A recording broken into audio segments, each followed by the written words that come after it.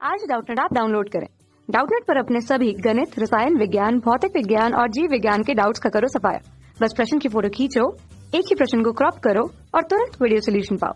अभी डाउनलोड करें। उभयनिष्ठ उत्सर्जक प्रवर्धक उभयनिष्ठ आधार प्रवर्धक से श्रेष्ठ होता है, ये सत्य है अथवा असत्य हमको बताना है। ठीक है दोस्तों, कथन हमको दिया हुआ है।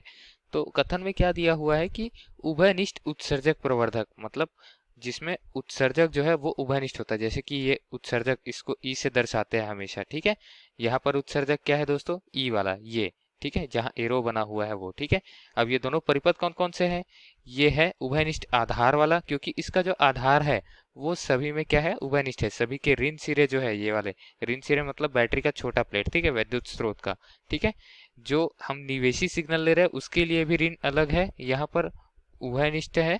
और जो निवेशी सिग्नल के लिए निर्गत सिग्नल ले रहे हैं उसके लिए भी यहाँ पर ऋण सिरा जो है वो यहाँ आधार से संलग्न है। ठीक है, तो आधार यहाँ पर आ गया है, तो आधार यहाँ पर उभयनिष्ठ है। ठीक है, तो उभयनिष्ठ आधार कौन सा है, ये। और उभयनिष्ठ उत्सर्जक ये है, क्योंकि यहाँ पर ऋण स्रोत अगर देखें मतलब जो निवेशी सिग्नल है उसके लिए हमने जो लूप के लिए अलग से वैद्युत स्रोत लगाया, उसका ऋण सिरा जो है कहाँ पर संलग्न है, यहाँ पर एमीटर पर। ठीक है, मतलब उत्सर्जक पर। और वैसे ही जो हमको निर्गत में प्राप्त होता है उसके लिए भी जो हमने बैटरी लगाया वैद्युत स्रोत, उसके लिए भी जो ऋणात्मक प्लेट है वो यहाँ संलग्न है उत्सर्जक से। तो यहाँ उत्सर्जक उभयनिष्ठ हो गया और यहाँ पर उभयनिष्ठ हो गया आधार। तो दोस्तों इन दोनों में से श्रेष्ठ कौन सा है? हमको कथन के अनुसार बोला है उभयनिष्ठ आधार, मतलब ये वाला जो है वो श्रेष्ठ है। तो दिया गया कथन सत्य है अथवा असत्य, ये हमको बताना है। तो दिया गया कथन क्या है दोस्तों, उसको पहले बता देते हैं, फिर बताएंगे बाद में कि क्यों असत्य है। ठीक है, तो दिया गया कथन असत्य है, और क्यों असत्य है उसको देखने के लिए हमको समझना पड़ेगा एनपीएन ट्रांजिस्टर या फिर पीएनपी ट्रांजिस्टर, कोई सभी। तो एनपीएन अधिक प्रचलन में रहता है प्रवर्धक के लिए, एनपीएन ही समझ लेते हैं। पीएनपी भी समझ सकते हैं, एनपीएन एक बार समझ आ जाए अगर तो। ठीक है, तो एनपीएन ट्रांजिस्टर की अगर मैं चित्र बनाऊं तो उसपे 3 जंक्शन होते हैं। ठीक है, 3 कौन कौन से संधियां होती है, एन, पी और एन क्रमशः। ठीक है, ये एन सिरा हो गया, ये पी सिरा और ये वापस से एन सिरा। ठीक है, तो ये दोस्तों इस तरीके से अगर हम देखें तो एन पे क्या रहते हैं, मुक्त इलेक्ट्रॉन रहते हैं। चलिए बना देते हैं, यहाँ पर मुक्त इलेक्ट्रॉन रहते हैं। और डायोड को हमने पढ़ा होगा तो देखा होगा कि इलेक्ट्रॉन रहते हैं और कोटर रहता है पी पर। ठीक है, तो पी के कोटर बना देते हैं। ठीक है, अब इन दोनों को मिलाकर जंक्शन बनाया जाता है पीएन संधि। तो डायोड में हमने क्या देखा था, अवक्षय परत उत्पन्न होता है। ठीक है, और उस अवक्षय परत को अगर हम हटा दे बाह्य वैद्युत स्रोत लगाकर तो धारा प्रवाहित होगी। तो अवक्षय परत कब हटेगा दोस्तों, अगर मैं इसको अग्रदिशिक पे लगाऊं तो। अगर पश्च दिशिक पे लगाऊं तो नहीं हटता था डायोड में। लेकिन यहाँ पर क्या देख रहे हैं, ये डायोड नहीं है, यहाँ पर तो जंक्शन डायोड नहीं है। ठीक है, ये क्या है, ये ट्रांजिस्टर है, यहाँ 3 जंक्शन है। और अगर इस तरीके से मैं यहाँ धन और यहाँ ऋण से संलग्न करूं तो तब भी यहाँ पर ये धन और ऋण से ये हो जाएगा अग्रदिशिक, लेकिन ये भी अभी पश्च दिशिक है, तो यहाँ पर अवक्षय परत ज्यादा हो जाएगा। ठीक है, धारा प्रवाहित नहीं होगी। और वैसे ही यहाँ पर अगर मैं संलग्न कर दूं विपरीत, जैसे कि इसको संलग्न कर दूं ऋण से और इसको धन से, तो ये तो हो जाएगा दोस्तों अग्रदिशिक। यहाँ का अवक्षय परत जो मैंने बनाया था वो हट जाएगा, यहाँ अवक्षय परत उत्पन्न हो जाएगा, क्योंकि ये क्या है, पश्च दिशिक। तो धारा किसी भी दिशा में प्रवाहित नहीं होगी।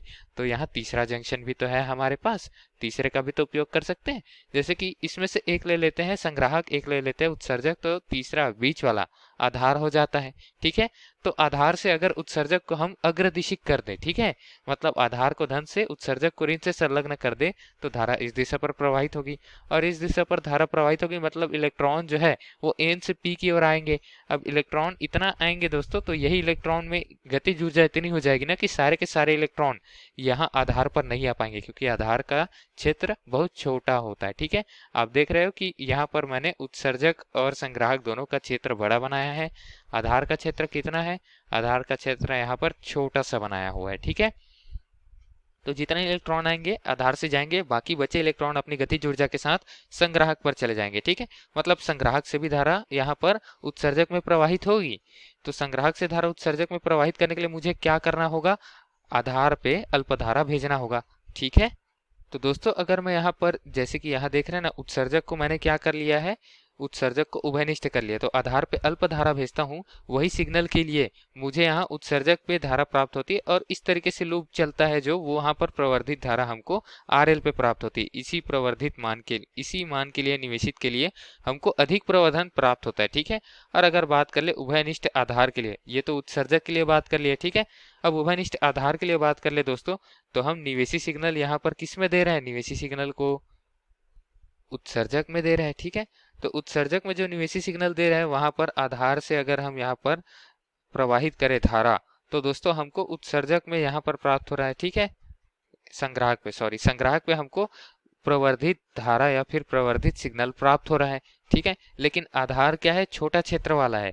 तो इस तरीके से आधार से यहाँ पर क्या हो गया है दोस्तों, आधार हमको सिग्नल प्रवर्धित करके दे रहा है, तो आधार तो छोटा है, और यहाँ जो उत्सर्जक है वो हमको सिग्नल प्रवर्धित करके दे रहा था। ठीक है, उत्सर्जक प्रवर्धित करके दे रहा था, वास्तव में जो संग्राहक था वहां से हमको धनात्मक सिग्नल मिल रहा था। ठीक है, क्योंकि ये धन यहाँ पर हो जाएगा, ऋण यहाँ पर हो जाएगा, इस प्रतिरोध की बात करें तो। ठीक है दोस्तों, क्योंकि C और E के बीच अगर हम विभवांतर देखें तो डेल VCE जो होगा वहां पर C धनात्मक और E ऋणात्मक होगा। ठीक है दोस्तों, इस तरीके से हम दे सकते हैं यहाँ पर। ठीक, तो ये जो कथन दिया है वो असत्य है। वास्तविकता में श्रेष्ठ कौन सा रहता है, उभयनिष्ठ उत्सर्जक प्रवर्धक श्रेष्ठ रहता है, क्योंकि यहाँ पर हम अल्प से अल्प धारा भी अगर स्रोत में दे तो हमको यहाँ पर लोड प्रतिरोध में बहुत अधिक प्रवर्धित धारा मिलती है, उतने ही बाह्य वैद्युत स्रोत लगाने के लिए। ठीक है, धारा लाभ का मान यहाँ पर बहुत अधिक हो जाता है। तो दिए गए जो कथन है उसको इसी तरीके से समझ सकते हैं दोस्तों। धन्यवाद। कक्षा 6 से 12वीं से लेकर नीट, IIT, JEE वो एडवांस के लेवल तक 1 करोड़ से ज्यादा छात्रों का भरोसा। आज ही डाउनलोड करें डाउटनेट ऐप या व्हाट्सएप करें अपने सारे डाउट्स 8400 400 400 पर।